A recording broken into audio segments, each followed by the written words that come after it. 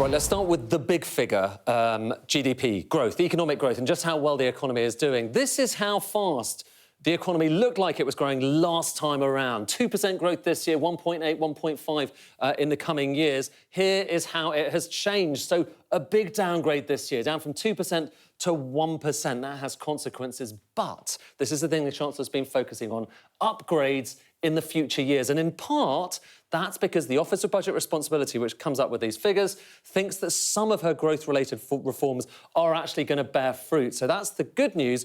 But the bad news is there's potentially more borrowing to come. And this is where it really matters. She has a couple of these fiscal rules, and the most important of them is that she needs to get the current budget, which is basically day-to-day spending, down away from its deficit that it has at the moment towards a surplus by the end of this 5-year forecast.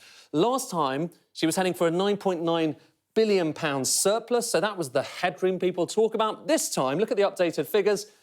Lo and behold, it's still £9.9 billion. In fact, it's not just £9.9 billion, it's £9.93 billion, which is exactly the same it was to 2 decimal places as it was last time around, which might lead you to think nothing has changed. But beneath the surface, an awful lot has changed, OK? Let's have a look at what has been going on. That's the £9.9 billion. That's the headroom she had against her fiscal rule.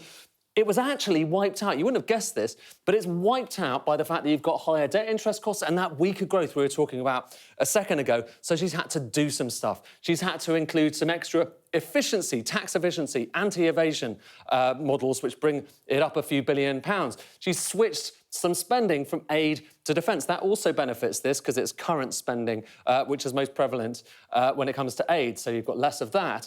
She's done some spending cuts, big spending cuts. You'll see that in a second. And also those welfare cuts. Now, last time when the government talked about those welfare cuts, they said it was going to bring in about £5 billion or save about £5 billion. But actually, no.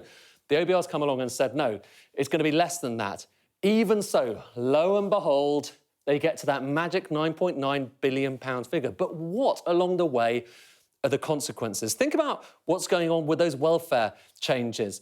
Getting rid of the personal independence payment, or rather changing the way, the eligibility for the personal independence payment, that means 50,000 children, 250,000 adults potentially go into poverty. So you're raising poverty, pushing children into poverty, not to mention adults as well. Those universal credit changes, another 50,000 adults into poverty. Tot it all up, and it's at least 350,000 extra people in poverty that weren't potentially going there before. So there are consequences in getting to that £9.9 billion.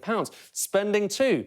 This is what Jeremy Hunt was planning to spend in the coming years, about 1% increases in current spending.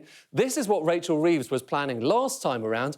Look critically here. She didn't want to have as low spending totals as Jeremy Hunt, but now the latest figures suggest she will be spending about the same as Jeremy Hunt was in terms of the annual increase by the end of this forecast horizon. So that's significant as well, and all to try to get to that £9.9 billion.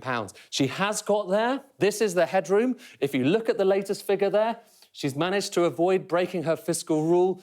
But now take a step back and you'll note that given that this is way less headroom than most chancellors have had in the past, we may, who knows, in a few months' time, having quite the same conversation about headroom all over again.